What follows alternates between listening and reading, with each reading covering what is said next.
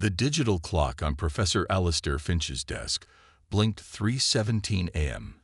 Outside, the Arizona desert was silent save for the hum of the Lowell Observatory's massive telescope. Alastair, a man whose life was etched onto his face in the form of wrinkles earned from countless sleepless nights, stared intently at the cascading data streams on his monitor. He nursed a lukewarm cup of coffee, the bitter taste doing little to combat the fatigue gnawing at him. For weeks, he'd been tracking an anomaly, a subtle distortion in the cosmic microwave background radiation.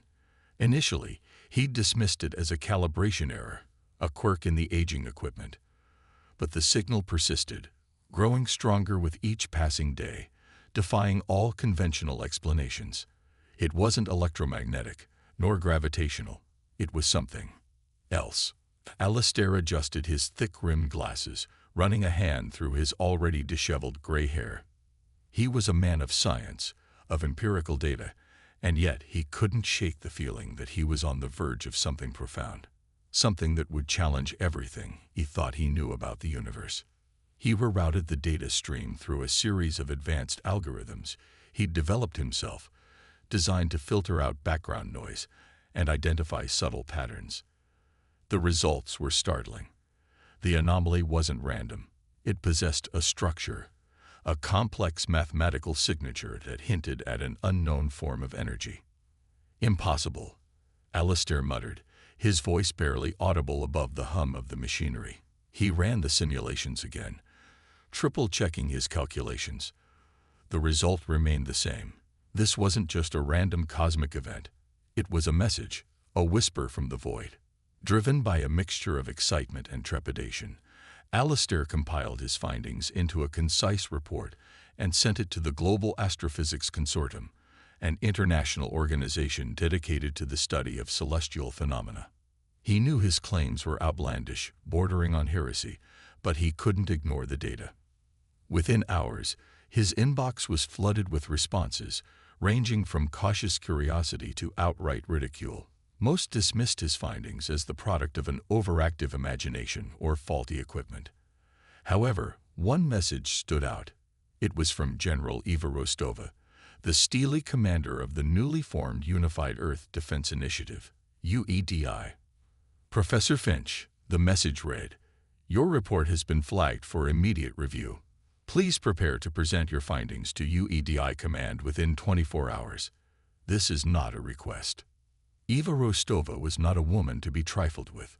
A veteran of countless conflicts, she possessed a sharp intellect, unwavering resolve, and a deep-seated skepticism of anything that couldn't be quantified and weaponized. She viewed Alastair's report with suspicion, but the potential implications were too significant to ignore. The following day, Alastair found himself in a sterile conference room at UEDI headquarters, surrounded by stern-faced military officers and skeptical scientists. General Rostova sat at the head of the table, her gaze piercing. "Professor Finch," she began, her voice devoid of warmth, "you claim to have discovered an unknown energy signature approaching our solar system. Can you provide concrete evidence to support this assertion?" Alastair presented his data, patiently explaining the complex algorithms and mathematical models he'd used to analyze the anomaly. He anticipated skepticism, but he wasn't prepared for the level of hostility he encountered. "This is nothing but speculation," one of the scientists scoffed. "There's no known form of energy that matches your description." "Perhaps that's because we haven't discovered it yet," Alastair retorted, his voice rising slightly. "The universe is vast and mysterious. We can't assume that we know everything."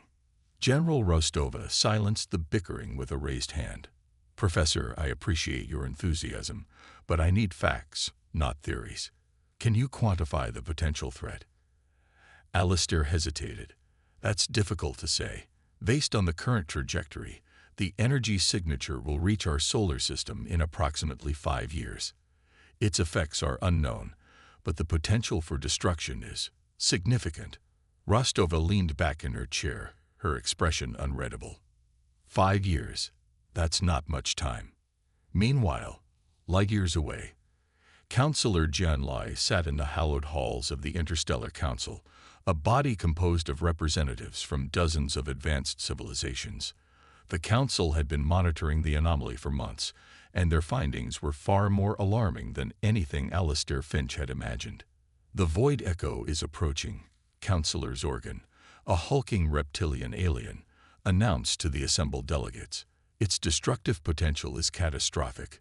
Entire star systems will be consumed." Jen Li felt a chill run down his spine. The Void Echo was a legend, a cosmic boogeyman whispered about in hushed tones. It was said to be a wave of entropic energy that devoured all matter, leaving behind only an empty void. "What are our options?" Jianlai asked, his voice betraying his anxiety. "Evacuation," Counselor Xylo, a shimmering energy being, replied. "The Council has designated several safe havens beyond the Echo's reach. We can offer humanity refuge." Jan Li knew that evacuation was the only logical choice, but he couldn't shake the feeling that there was something more to the story. The Council seemed too eager to offer assistance, too certain of humanity's helplessness. He thought of Professor Finch's report, of the strange energy signature that defied all known laws of physics. Perhaps there was another way, a way for humanity to face the Void Echo on its own terms. But he knew that convincing the Council and his own people would be an uphill battle. The fate of humanity hung in the balance, teetering on the edge of oblivion, and Alistair Finch's whispered warning was the only thing standing between Earth and the echoing void. Dr. Anya Sharma stood on the windswept cliffs of Iceland, the raw, untamed landscape mirroring the turmoil within her. The UEDI had granted her considerable resources, a remote research facility nestled amidst geothermal vents, but the weight of humanity's survival pressed heavily upon her shoulders. Anya's expertise lay in extremophiles, organisms that thrived in the harshest conditions on Earth. Her theory, initially dismissed as fringe science, was now humanity's best hope. If life could adapt to the extremes on Earth, perhaps it could adapt to the Void Echo's entropic energy. She stared into the swirling steam rising from the vents, the air thick with the scent of sulfur. "Adaptation," she muttered, "the key to survival, but at what cost?" Anya knew that forcing organisms to evolve at an accelerated rate could have unforeseen consequences. The potential for creating something monstrous loomed large in her mind. Her team, a collection of brilliant but eccentric biologists, worked tirelessly, subjecting various extremophiles to controlled doses of simulated Void Echo energy. They observed, analyzed, and recorded every mutation, every adaptation, no matter how minute. Progress was slow, frustratingly so, but Anya refused to be discouraged. One evening, after weeks of painstaking experimentation, a breakthrough occurred. A species of archaea, originally found deep within a hydrothermal vent, exhibited a remarkable resilience to the simulated Void Echo energy.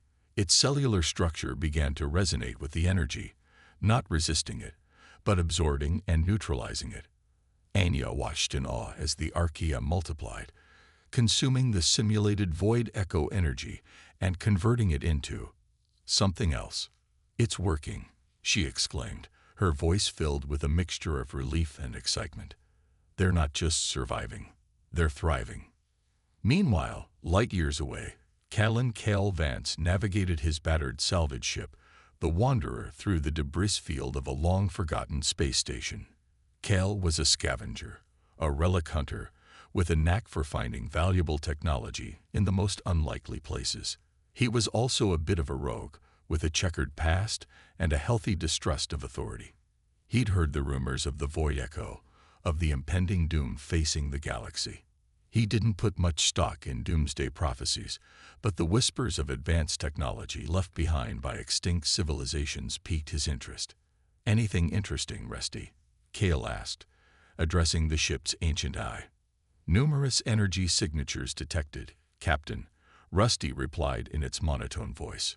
"Most likely residual power from the station's core. However, I am detecting one anomaly, a faint, rhythmic pulse emanating from Sector Gamma 7. Sector Gamma 7 was the station's research and development section, a heavily shielded area that had been sealed off centuries ago. Kel's interest was piqued. He maneuvered the Wanderer towards Sector Gamma 7, carefully avoiding the floating wreckage. After hours of cutting through reinforced bulkheads, Kel finally breached the sealed-off section. Inside, he found a series of pristine laboratories, untouched by time. In the center of the main lab, a single device hummed softly, emitting the rhythmic pulse Rusty had detected. The device was unlike anything Kel had ever seen. It was crafted from an unknown metal, its surface covered in intricate symbols that seemed to shift and change as he looked at them. He cautiously approached the device, his hand hovering over its smooth surface. As he touched it, a wave of energy washed over him, filling his mind with images of swirling galaxies and ancient beings. He saw glimpses of a civilization known as the Viridia, a race of beings who had mastered the art of manipulating energy on a scale that defied comprehension. The Viridia had vanished millennia ago, leaving behind only whispers and legends, but Kel now knew that they had left something more, a technology that could potentially neutralize the void echo. Driven by a newfound sense of purpose, Kel set course for the Viridian homeworld, a lush, verdant planet hidden within a nebula on the edge of known space. He knew that finding the Viridia, or what remained of them, was humanity's only hope. Upon arriving to Viridian planet, Kel was welcomed by the people and led him to Elder Theron, a venerable scientist and all-knowing man from Viridia. Kel explained his discovery of the device and the vision he had received, and the potential of technology which may save the world. Elder Theron listened intently with sadness in his eyes. "The device you founded is a relic from our past, a time before the Viridia fell from grace. It holds a fraction of our knowledge of energy manipulation, but it's not enough," Elder Theron said with great emotion. Kel pressed and pleaded, but Elder told, "The knowledge to fight the void echo exists, but it's not within that device, but it lies with harmony and balance." Elder Theron agreed to help him. The seeds of defiance were sown, and hope, however fragile, began to bloom. Commander Marcus Cole stood on the bridge of the Dauntless, humanity's most advanced warship, adapted with the Viridian technology.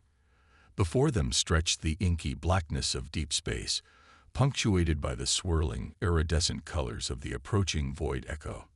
The Dauntless, along with a small fleet of equally modified vessels, was humanity's vanguard, tasked with confronting the entropic wave and buying time for the rest of the galaxy to prepare. "All systems nominal, Commander," reported Lieutenant Ava Torres, her voice calm and professional. "Viridian energy shields are holding steady. We are approaching the Echo's outer perimeter." Marcus felt a knot of tension in his stomach.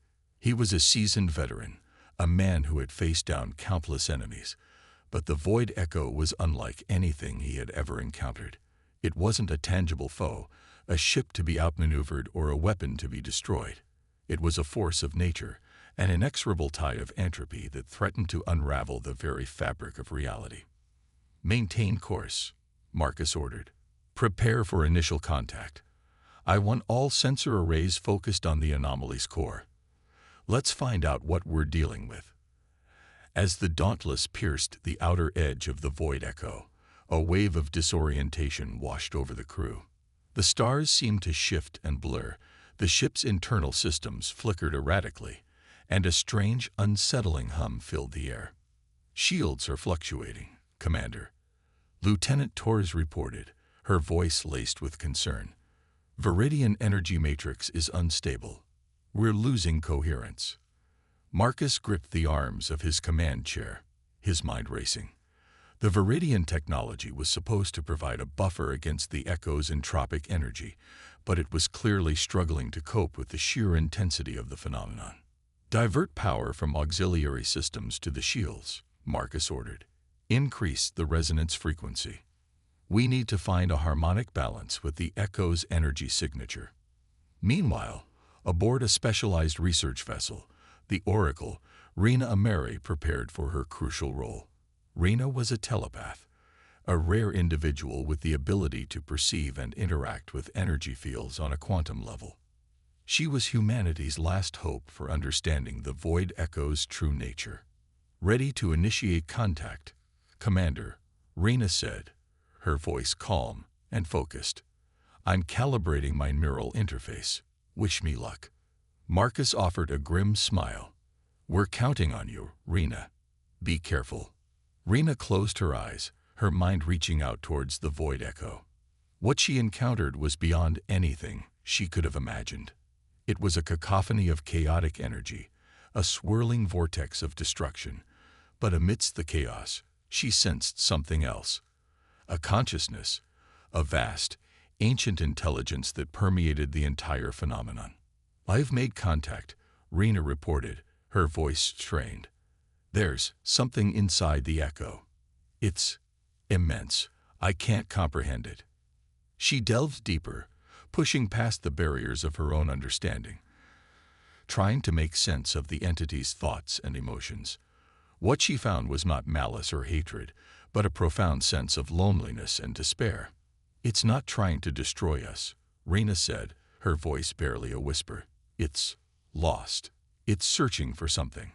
Something it can't find. Suddenly, the entity's consciousness turned its attention towards Rena, focusing on her with an intensity that threatened to overwhelm her. Images flooded her mind. Visions of a dying universe, of civilizations consumed by entropy, of a desperate search for a way to restore balance. It calls itself the Architect, Rena gasped. It believes that the only way to save the universe is to destroy it and rebuild it anew. The Architect saw in Rena, in humanity, a flicker of hope, a potential solution to its age-old dilemma. It offered her a choice. Join it in its mission of destruction and rebirth, or be consumed by the echo. Rena recoiled in horror. She couldn't accept the Architect's twisted logic. There had to be another way, a way to save the universe without resorting to annihilation. I refuse, Rena declared, her voice filled with defiance. There is always another way. We can find it together. Her rejection triggered a violent reaction from the Architect. The Void Echo surged with power, its entropic energy intensifying, threatening to tear the Oracle apart. Rena, get out of there. Marcus shouted over the comms. You're in danger. But Rena couldn't abandon her connection with the Architect. She knew that if she could just reach it, show it the potential for growth and renewal that existed within humanity, she could change its mind. Architect, Rena pleaded, look at us. Look at what we've accomplished. We're not afraid of death. We embrace change. We can help you find what you're looking for.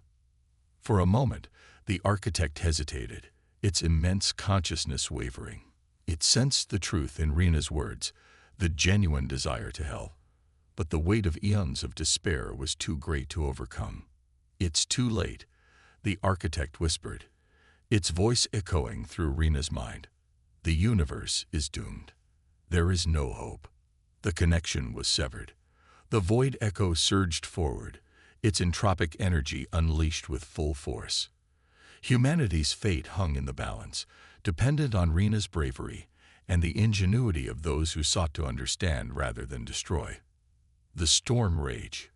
For weeks, the quantum surge battered Earth, transforming the planet in ways both terrifying and wondrous.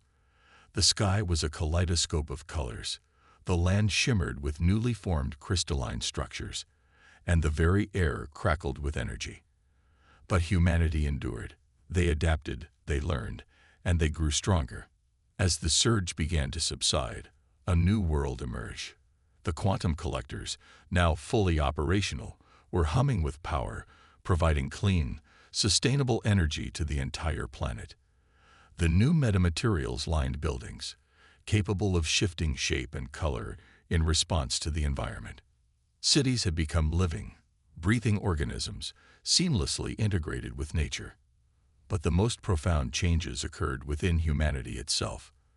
The consciousness integration exercises had unlocked latent psychic abilities in millions, allowing them to communicate telepathically, manipulate objects with their minds, and even glimpse into the future.